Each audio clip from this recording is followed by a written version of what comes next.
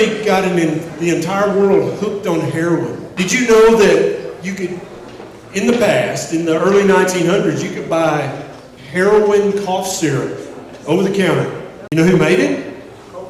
Bayer. Oh yeah, the same Bayer. Yes, the same Bayer. Yes. And literally got the entire world hooked on heroin.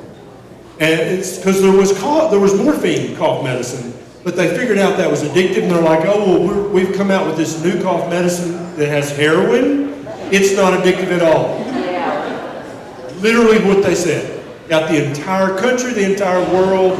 They had the federal government had to pass a narcotic tax act to get the country off of heroin.